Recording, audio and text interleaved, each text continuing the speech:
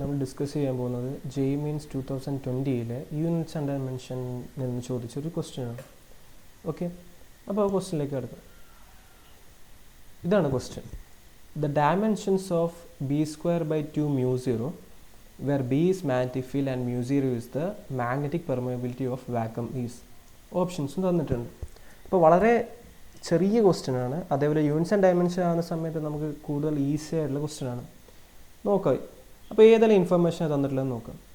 ഇവിടെ പറഞ്ഞിരിക്കുന്നത് നമുക്ക് ഈ ബി സ്ക്വയർ ബൈ 2 mu 0ൻ്റെ ഡയമെൻഷനാണ് കാണേണ്ടത്. അവിടെ ബിയും mu 0 എന്താണെന്ന് പറഞ്ഞിട്ടുമുണ്ട്. ബി മാഗ്നറ്റിക് ഫീൽഡ് എന്ന് പറഞ്ഞിട്ടുണ്ട്, അതേപോലെ mu 0 മാഗ്നറ്റിക് പെർമിയബിലിറ്റി ആണ്. സോ സാധാരണ നമ്മൾ യൂസ് ചെയ്യുന്ന നൊട്ടേഷൻ തന്നെയാണ് ഇവിടെ യൂസ് ചെയ്തിട്ടുള്ളത്. ഓക്കെ, ഇനി ഇതിൻ്റെ ഡയമെൻഷൻ കാണണം അല്ലേ. ഇതിൻ്റെ ഡയമെൻഷൻ കാണണമെങ്കിൽ നമ്മൾ നമുക്ക് ഫസ്റ്റ് മനസ്സിലേക്ക് വരുന്ന ഐഡിയ എന്താണ്? ഈ മാഗ്നറ്റിക് ഫീൽഡിൻ്റെ ഡയമെൻഷൻ സബ്സ്റ്റിറ്റ്യൂട്ട് ചെയ്യുക, അതേപോലെ മാഗ്നറ്റിക് പെർമിയബിലിറ്റിൻ്റെ ഡയമെൻഷൻ സബ്സ്റ്റിറ്റ്യൂട്ട് ചെയ്താൽ നമുക്കിതിൻ്റെ ആൻസർ കിട്ടും.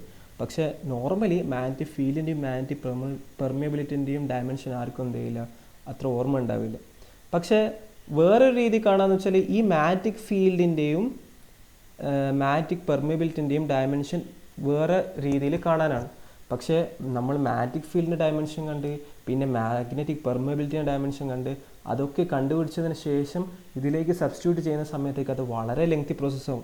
മാത്രമല്ല കൂടുതൽ ടൈമാണ് എടുക്കുന്നത്. പക്ഷേ ഇതിനെ നമ്മൾ എങ്ങനെ സിമ്പിളായിട്ട് ചെയ്യാൻ പറ്റും? ഒരു 10 മിനിറ്റ് കൊണ്ടോ ഒരു 20 മിനിറ്റ്സ് കൊണ്ടോ നമുക്ക് എങ്ങനെ ചെയ്യാൻ പറ്റും? 10 സെക്കൻഡ് കൊണ്ടോ അല്ലെങ്കിൽ 20 സെക്കൻഡ് കൊണ്ടോ നമുക്ക് എങ്ങനെ ചെയ്യാൻ പറ്റും എന്നുള്ളതാണ് നമ്മൾ കാണുന്നത്. ഓക്കെ, അങ്ങനെയാണെങ്കിൽ ഈ ഒരു ഇക്വേഷന് ഇത് വെറുതെ തന്ന ഒരു ടേം അല്ല ഇവർ. ഈ ഇക്വേഷൻ അതായത് ബി സ്ക്വയർ ബൈ 2 mu 0ക്ക് ഒരു പ്രത്യേകത ഉണ്ട്. എന്താ പ്രത്യേകത എന്ന് വെച്ചാൽ അതാണ് എനർജി ഡെൻസിറ്റി ഓഫ് എ സോളിനോയിഡിൻ്റെ ഇക്വേഷൻ, അല്ലെങ്കിൽ എനർജി ഡെൻസിറ്റി ഓഫ് ആൻ ഇൻഡക്ടറിൻ്റെ ഇക്വേഷൻ. ഓക്കെ, എന്താണ് ആ ഇക്വേഷൻ്റെ പ്രസക്തി എന്നുള്ളത് നമ്മൾ നോക്കുക. ഇതാണ് നമ്മുടെ ഇൻഡക്ടർ. ഓക്കെ, ഇൻഡക്ടറിൻ്റെ പ്രത്യേകത എന്താ? അതിൻ്റെ ഒരു സെൽഫ് ഇൻഡക്റ്റൻസ് ഉണ്ടാവും, അതാണ് എൽ. ഓക്കെ, അപ്പോൾ ഇതിലോട്ടുള്ള കറണ്ട് ഐ പോകുന്നുണ്ടെങ്കിൽ അവിടെ ഒരു എനർജി സ്റ്റോർ ചെയ്യപ്പെടും. എന്തിൻ്റെ ഫോമിലാണ് എനർജി സ്റ്റോർ ചെയ്യപ്പെടുക? മാഗ്നറ്റിക് ഫീൽഡിൻ്റെ രീതിയിലാണ് എനർജി സ്റ്റോർ ചെയ്യപ്പെടുക. കാരണം കറണ്ട് പാസ് ചെയ്യുന്നവർ അതൊരു മാഗ്നറ്റിക് ഫീൽഡ് പ്രൊഡ്യൂസ് ചെയ്യും. ആ മാഗ്നറ്റിക് ഫീൽഡ് രീതിയിലാണ് അത് ഇൻഡക്ടറിൽ അതിൻ്റെ എനർജി സ്റ്റോർ ചെയ്യപ്പെടുന്നത്. അപ്പോൾ അതിൻ്റെ ഇക്വേഷൻ നമ്മൾ ഓൾറെഡി പഠിച്ചതാണ്. എത്ര? Half L I square. L എന്ന് വെച്ചാൽ ഇൻഡക്റ്റൻസ് ആണ്, ഐ എന്ന് വെച്ചാൽ അതിലൂടെ പാസ് ചെയ്യുന്ന കറണ്ടാണ്, അത് ഇവിടെ ഐ ആണ്. ഓക്കെ, ഇനി അതോടൊപ്പം നമ്മൾ പഠിച്ചിട്ടുണ്ട് എനർജി ഡെൻസിറ്റി. സാധാരണ കേസിൽ ശ്രദ്ധിക്കുക, സാധാരണ കേസിൽ നമ്മൾ ഡെൻസിറ്റി എന്താണെന്ന് നമുക്കറിയാലേ. That is density is equal to എന്താ? Density is equal to mass by volume. അത് നമ്മൾ ചെറിയ ക്ലാസ്സിൽ പഠിച്ചതാണ്. പക്ഷേ ഇവിടെ എനർജി ഡെൻസിറ്റിയാണ്. എന്താ ഈ എനർജി ഡെൻസിറ്റിൻ്റെ ഡിഫറൻസ് എന്ന് വെച്ചാൽ ഈ ഇൻഡക്ടറിൽ എത്ര എനർജിയാണോ സ്റ്റോർ ചെയ്യപ്പെട്ടത്, അതായത് എത്ര എനർജിയാണോ ഇൻഡക്ടറിൽ സ്റ്റോർ ചെയ്യപ്പെട്ടത് അതിനാ ഈ ഇൻഡക്ടറിൻ്റെ വോളിയം കൊണ്ട് ഡിവൈഡ് ചെയ്യുകയാണെങ്കിൽ നമുക്ക് ആ ഇൻഡക്ടറിൻ്റെ എന്ത് കിട്ടും? എനർജി ഡെൻസിറ്റി കിട്ടും. ഓക്കെ, ഈ എനർജി ഡെൻസിറ്റിൻ്റെ ഇക്വേഷനാണ് എന്ത്? Half B square divided by mu 0. അതായത് ബി സ്ക്വയർ എന്ന് വെച്ചാൽ മാഗ്നറ്റിക് ഫീൽഡ് ഇൻറ്റൻസിറ്റിയാണ്, mu 0 എന്ന് വെച്ചാൽ മാഗ്നറ്റിക് പെർമിയബിലിറ്റിയാണ്. ഓക്കെ, അപ്പോൾ ഈ ഇക്വേഷനാണ് അവിടെ തന്നിട്ടുള്ളത്. ഓക്കെ, ഈ ഇക്വേഷനാണ് അവർ എനർജി ഡെൻസിറ്റിൻ്റെ ഇക്വേഷനാണ് അവർ തന്നിട്ടുള്ളത്. ഓക്കെ, അപ്പോൾ ഈ ഇക്വേഷൻ അതായത് നമുക്ക് റൈറ്റ് ഹാൻഡ് സൈഡിലതാണ് ചോദിച്ചിട്ടുള്ളത്. റൈറ്റ് ഹാൻഡ് സൈഡിലെ ഡയമെൻഷനാണ് അവർ ചോദിച്ചിട്ടുള്ളത്. പക്ഷേ ആ ഡയമെൻഷൻ കാണുമ്പോഴത്തേക്കും കുറേ ലെങ്തി പ്രോസസ് ആയതുകൊണ്ട് നമുക്ക് എളുപ്പത്തിൽ വളരെ ഈസി ആയിട്ട് എന്ത് കണ്ടാൽ മതി? ലെഫ്റ്റ് ഹാൻഡ് സൈഡിൻ്റെ ഡയമെൻഷൻ കണ്ടാൽ മതി. കാരണം എന്താ? ലെഫ്റ്റ് ഹാൻഡ് സൈഡും റൈറ്റ് ഹാൻഡ് സൈഡിലും ഈ ഡയമെൻഷനും ഒരു ഇക്വേഷനിൽ എന്തായിരിക്കും? സെയിം ആയിരിക്കും. അപ്പോൾ ഈ half B square by mu 0ൻ്റെ ഡയമെൻഷൻ കാണുന്നതിന് പകരം എന്ത് കണ്ടാൽ മതി? എനർജി ഡെൻസിറ്റിൻ്റെ ഡയമെൻഷൻ കണ്ടാൽ മതി.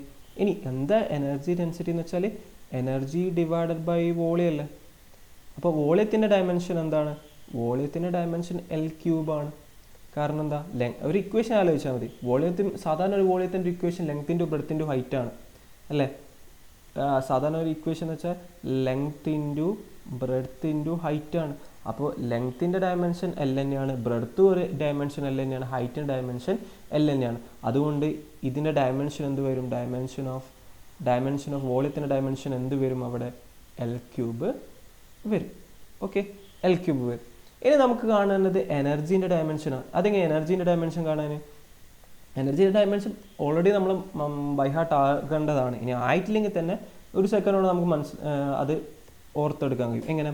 എനർജീൻ്റെ ഡയമെൻഷൻ നമുക്ക് അറിയില്ലെങ്കിൽ, ഇവിടെ ശ്രദ്ധിക്കുക, എനർജീൻ്റെ ഡയമെൻഷൻ അറിയില്ലെങ്കിൽ നമുക്ക് ഒരു കാര്യം അറിയാം, വർക്കിൻ്റെ ഡയമെൻഷനും എനർജീൻ്റെ ഡയമെൻഷനും സെയിം ആണ്. അങ്ങനെ വർക്കിൻ്റെ ഡയമെൻഷൻ കണ്ടുപിടിച്ചാൽ മതി, എനർജീൻ്റെ ഡയമെൻഷൻ കിട്ടും.